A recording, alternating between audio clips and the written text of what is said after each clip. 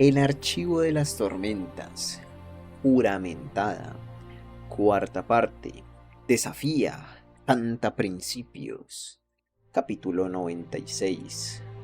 Parte 1 de 2 partes que va a tener este capítulo 96, titulado Piezas de un Fabrián. Se dice que Yelinar consume las almas, pero no logro encontrar una explicación específica. No estoy en condiciones de garantizar que esa información sea correcta. De Mítica de Hesi, página 51.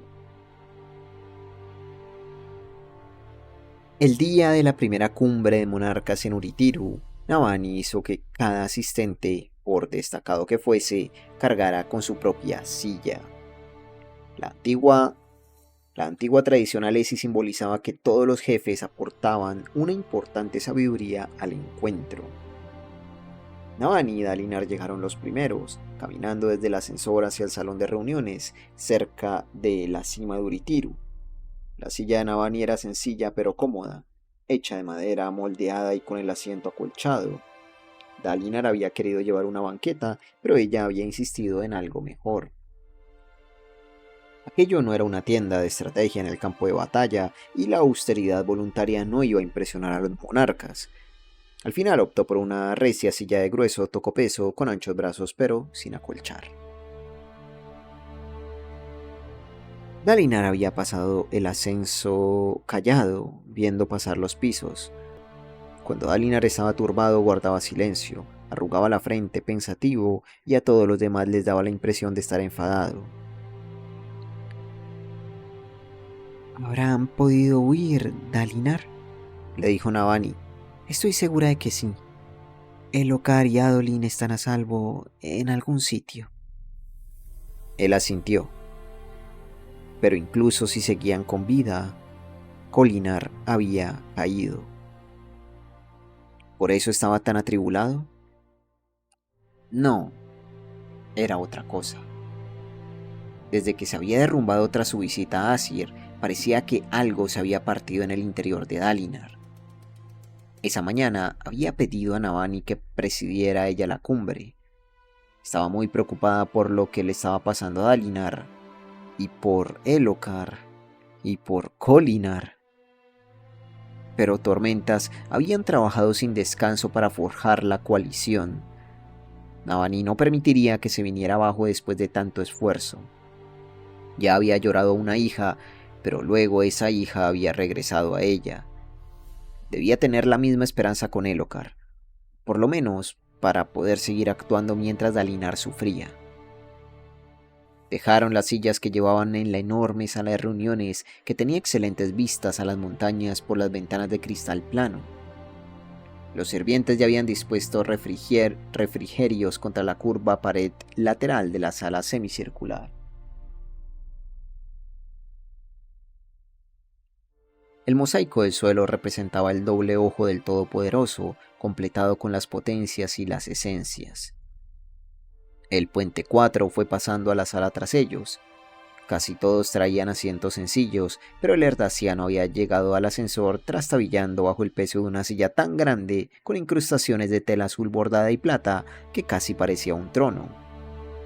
Colocaron sus sillas detrás de la de Navani, no sin una buena dosis de discusiones, y se abalanzaron sobre la comida sin pedir permiso.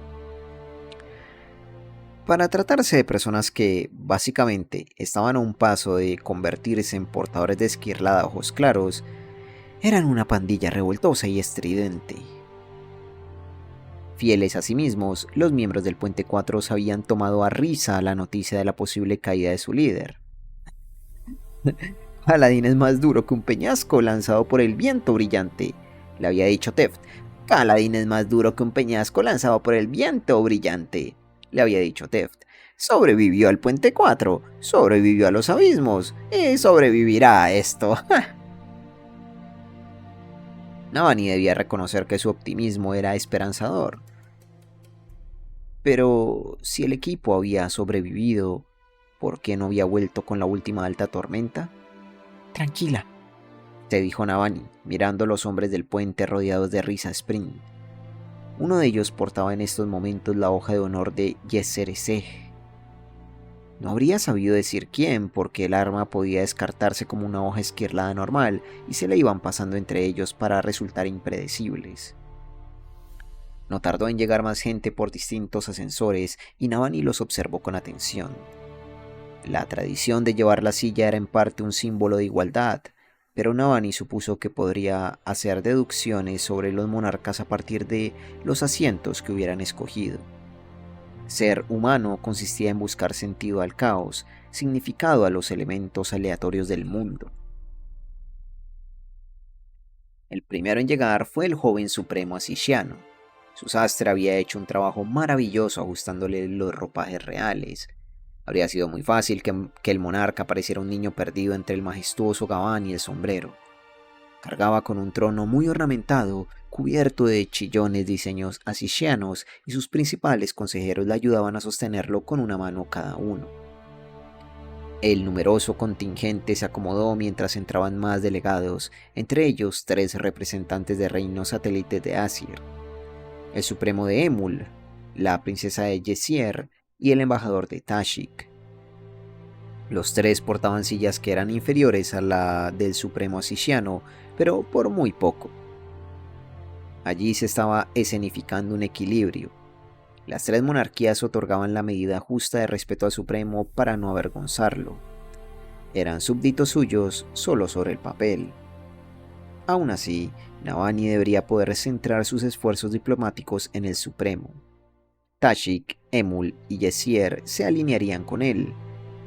En términos históricos, 2 de ellos tenían mucha cercanía con el trono de Aesir y el tercero, Emul, no estaba en posición de contradecirlo después de que la guerra contra Túkar y el asalto de los portadores del vacío hubiera destrozado el reino casi por completo. El siguiente en llegar fue el contingente Alesi.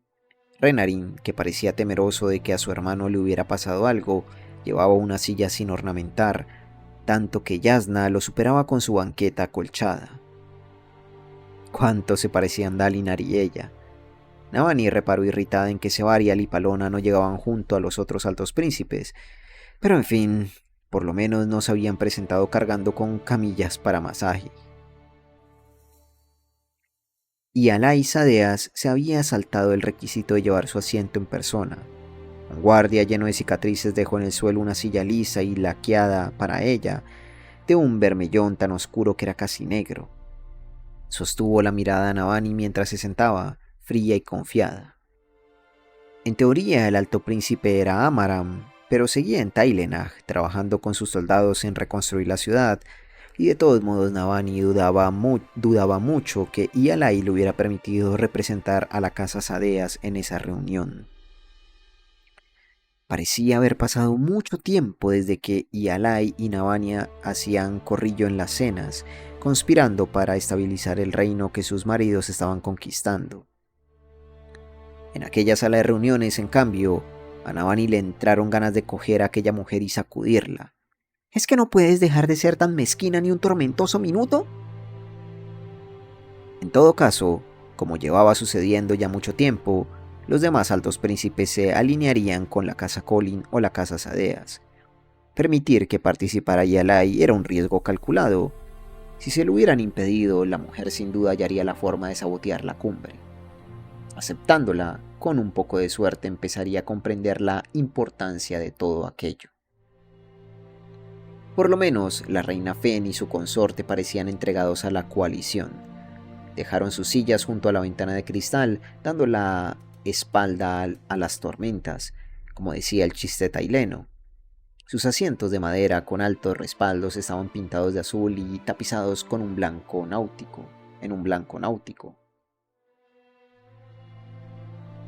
Taravangian, que llevaba una anodina silla de madera sin acolchar, pidió sentarse junto a ellos. El anciano había insistido en cargar con su propio asiento, aunque Navani los había dispensado a él, a Ashno de Sages y a otros de constitución frágil. Adrotagia se sentó junto a él, imitada por su potenciadora. La mujer no se situó con el puente 4, y Navani reparó con sorpresa en que seguía considerándola su potenciadora, la de Taravangian.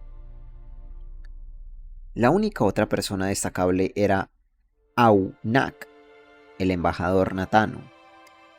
Representaba un reino muerto, reducido a una sola ciudad-estado en la costa oriental de Roshar, que ejercía el protectorado sobre otro puñado de ciudades. Por un instante, a Navani todo aquello le pareció demasiado. El imperio asiciano con todas sus complejidades, el contrapoder que ejercían varios altos príncipes alesi, Taravangian, que de algún modo había pasado a gobernar Yakebet, el segundo mayor reino de Roshar, la reina Fen y su obligación para con los gremios de su ciudad, los radiantes, entre ellos la pequeña chica Reshi, que en ese momento estaba comiendo más y más rápido que el hombre del puente Comecuernos, casi como si se tratara de una competición. Tanto que tener en cuenta. ¿Y Dalinar elegía ese momento para dar un paso atrás? Cálmate, se dijo Navani respirando hondo. Ordena a partir del caos. Encuentra la estructura subyacente y empieza a construir sobre ella. Los presentes se habían colocado en círculo sin que nadie se lo dijera, con los monarcas al frente y los altos príncipes Con los monarcas al frente y los altos príncipes, vísires, intérpretes y escribas irradiando detrás de ellos. Navani se levantó y fue al centro. Mientras cesaban las conversaciones, Sevarial y su amante por fin hicieron acto de presencia. Se dirigieron directos hacia la comida y al parecer se habían olvidado por completo de llevar sillas.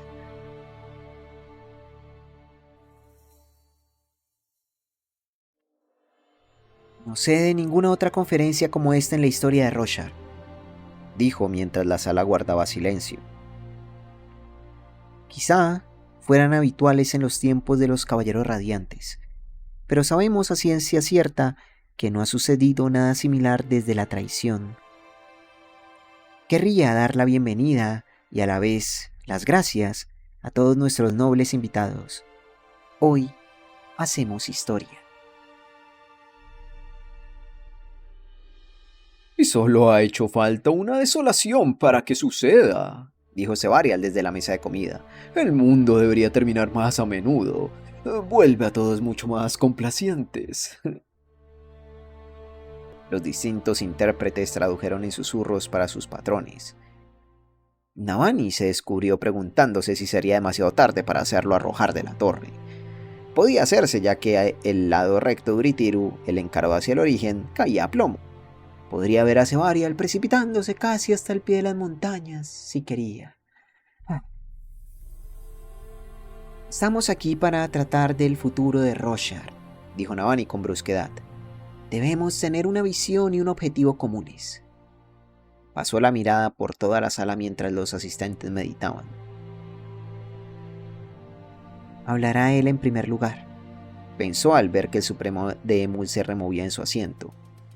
Se llamaba Bexil el Sabio, pero se solía denominar a los príncipes y supremos Makabaki con el nombre de su país, igual que a los altos príncipes alesi a menudo se los llamaba por el nombre de sus casas. El rumbo a seguir es evidente, ¿verdad?, dijo Emul por medio de un intérprete, aunque Navani entendía el asiciano. Se inclinó en su asiento hacia el niño emperador de Asir y siguió hablando. Debemos recuperar mi nación de los traidores parshmenios y después conquistar Túcar. Es irracional del todo permitir que ese demente que afirma ser un dios siga saqueando el glorioso imperio asiciano. Esto va a complicarse, pensó Navani mientras otra media docena de personas empezaba a hablar a la vez. Alzó su mano libre. Haré lo posible por moderar con equidad, majestades, pero debéis comprender que soy solo una persona. Para facilitar la conversación dependo de vuestra buena voluntad y no de que intentéis hablar todos al mismo tiempo. Hizo un gesto con la cabeza hacia el supremo de Asir, confiando en que tomara la palabra.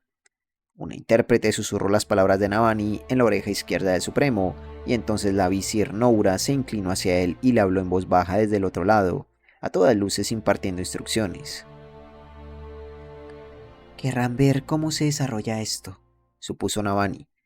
Hablará antes alguno de los otros. Asir querrá contradecir la posición de Muli para reafirmarse. El trono reconoce al Supremo de Emul, dijo por fin el pequeño emperador, y, somos conscientes de sus deseos. Calló un momento y miró alrededor. ¿Alguien más tiene algo que comentar? Mi hermano, el príncipe, desea dirigirse a vosotros, dijo el alto y refinado representante de Tashik, vestido con un florido traje amarillo y dorado en lugar de la túnica tradicional de su pueblo. Una escriba le fue susurrando mientras una víncula caña transmitía el mensaje que el príncipe de Tashik querría hacer llegar a la cumbre. Va a oponerse a Emul, pensó Navani. Nos desviará en otra dirección. Hacia Iri, tal vez. En Tashik, dijo el embajador, estamos más interesados por el descubrimiento de esos maravillosos portales. Los Alesi nos invitaron aquí, diciéndonos que formamos parte de una grandiosa coalición. Con todo el respeto, deseamos preguntar cuán a menudo dispondremos del uso de esas puertas y cómo negociaremos las tarifas. La sala estalló de inmediato en conversaciones. Nuestra puerta, dijo Aunak, situada en nuestra patria histórica, está usándose sin pedirnos permiso. Y aunque agradecemos a los Alesi que la asegurarán para nosotros. Si va a haber guerra, dijo Fen, es mal momento para estar hablando de tarifas. Deberíamos acordar el libre comercio, sin más. Lo cual conviene a tus mercaderes, Fen, intervino Sevarial desde el lado de la sala. ¿Qué tal si les pides que nos ayuden a los demás con material bélico gratuito? Emul, empezó a decir el supremo Emuli. Un momento, dijo la princesa de Yesier. ¿No deberían preocuparnos Iri y Rira, que parecen haberse aliado por completo con el enemigo? Por favor, alzó la voz Navani, interrumpiendo el batiburrillo de conversaciones. Por favor. Procedamos de forma ordenada. Quizá, antes de decidir dónde batallar, podríamos discutir la mejor forma de equiparnos contra la amenaza enemiga. Miró a Travangian. Majestad, ¿puedes decirnos algo más sobre los escudos que están creando tus académicos en Yakebet? Sí, son fuertes. ¿Cómo de fuertes? Lo animó Navani. Muy fuertes. Sí. Lo bastante fuertes. Se rascó la cabeza y la miró con impotencia. ¿Cómo de fuertes necesitáis que sean? Navani respiró hondo. Travangian no tenía el día bueno. A la madre de Navani le pasaba lo mismo. Estaba lúcida unos días y apenas consciente de sí misma otros. Los semiesquirlados, dijo Navani al resto de la sala, nos supondrán una ventaja sobre el enemigo. Hemos entregado los diseños a los eruditos asishianos. Tengo intención de que unifiquemos recursos y estudiemos su proceso de creación. ¿Podrían llevarnos a crear armaduras esquirladas?, preguntó la reina Fen. Es posible, respondió Navani, pero cuanto más estudio lo que hemos descubierto aquí, en Uritiru, más cuenta me doy de que nuestra imagen de los antiguos como poseedores de tecnologías fantásticas está muy alejada de la realidad. Es una exageración como mucho, quizá tan solo imaginaciones nuestras. Pero las esquirlas, insistió Fen. Manifestaciones de Sprint, explicó Yasna. No tecnología fabrial. Incluso las gemas que descubrimos las que contenían las palabras de los antiguos radiantes en los días en que abandonaron Uritiru, eran vastas, aunque las emplearan de una forma que aún no habíamos explorado. Llevamos todo este tiempo dando por sentado que sufrimos graves retrasos tecnológicos con las desolaciones, pero parece ser que estamos mucho más avanzados de lo que estuvieron jamás en la antigüedad. Es el proceso de vincular Spring lo que perdimos. No lo perdimos, matizó el supremo asiciano. Lo abandonamos. El joven miró a Dalinar, que estaba sentado en postura relajada. No se había reclinado, pero tampoco estaba tenso. Era una pose que, de algún modo, transmitía: aquí estoy yo al mando, no os confundáis. Dalinar dominaba cualquier lugar en el que estuviera, incluso cuando intentaba ser discreto. Su ceño fruncido le oscurecía los ojos azules, y la forma en que se rascaba la barbilla sugería la imagen de un hombre meditando sobre a quién ejecutar primero. Los asistentes habían situado sus asientos en un círculo aproximado, pero la mayoría de ellos estaban encarados hacia Dalinar, sentado junto a la silla de Navani. Ni siquiera después de todo lo que había pasado, confiaban en él. Los antiguos ideales se pronuncian de nuevo, dijo Dalinar. Suscríbete, deja un like, un comentario y a ser posible comparte este video. Me ayudaría un montón si te vuelves miembro del canal de YouTube, y al volverte miembro a ti te llegarán todos los videos de forma anticipada. Fin de esta primera parte del capítulo 96. Quedamos ya para la segunda parte, el inicio de la conversación de Dalinar. Oye, por fin la cumbre de líderes. Obviamente todos están velando por sus propios intereses, ¿no? Pero me sorprendió que mencionaran que ya habían entregado los diseños de las semiesquiladas a los demás eruditos. O sea, eso es un montón. Es tipo, qué sé yo, Estados Unidos desarrollando la bomba atómica. Bueno, quizás la bomba atómica es muy exagerada, ¿no? Pero para el ejemplo, desarrollando la bomba atómica y diciéndole a los demás países: miren, esta es el paso a paso, la guía, la fórmula. No, en cambio la realidad es muy diferente. Llevan democracia y amenazan con... En fin, bueno, la idea no es meterse por ahí, pero esa es la vaina, ¿no? O sea, han decidido entregar una tecnología bastante avanzada, que son los semiesquirlados. O sea, lo vimos, sobre todo en el primer libro, en El Camino de los Reyes, cómo habían soldados que pudieron detener la espada de Set con escudos semiesquirlados. Eso puede ser una gran ventaja, pensando un poco contra los fusionados, ¿no? Que tienen pues también habilidades de radiantes.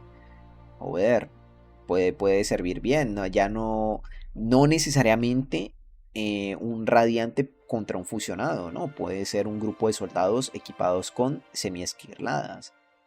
¿Sabes? No van a quedar tan expuestos a un fusionado volando y viniendo a matarlos. Por primera vez en miles de años se reúnen así, sí. Total. Sí, los escudos aguantan unos golpes, lo cual es un montón. O sea, es una barbaridad si lo piensas. O sea, es una tecnología que no existía antes y que lograron desarrollar, hermano. La tecnología fabrial ha avanzado, es lo que dijeron. No, nuestra tecnología fabrial, al parecer, está mucho más avanzada. O sea, estamos en un momento de la historia en que la tecnología está lo más avanzado posible. Lo que habíamos dejado atrás era el proceso de vinculación. Eso fue lo que se perdió. Claro, y lo que pasa es que la vinculación es lo que genera las cosas más fuertes. Las espadas, las armaduras, ¿sabes? Pero bueno. Bien. Veremos qué tal, cómo sigue avanzando esta conversación. Pero, joder, ojalá que salga, o sea... todos velan por sus intereses, pero ojalá que todos lleguen a un acuerdo. El hecho de que ya entreguen una vaina tan importante como los semiesquirlados me parece que es un acto de súper buena fe, hermano. O sea, tienen que ceder, todos tienen que llegar a un acuerdo y avanzar por ahí, ¿no? No tiene que ser como la típica política latinoamericana que se reúnen todos en un senado a discutir y a insultarse y a tirarse de los pelos y no llegar a ningún fucking acuerdo. En fin, tenedores gigantes esquilados. Gente, espero que hayan disfrutado de la narración y nos veremos en la próxima con más de Juramentada. Adiós, yo.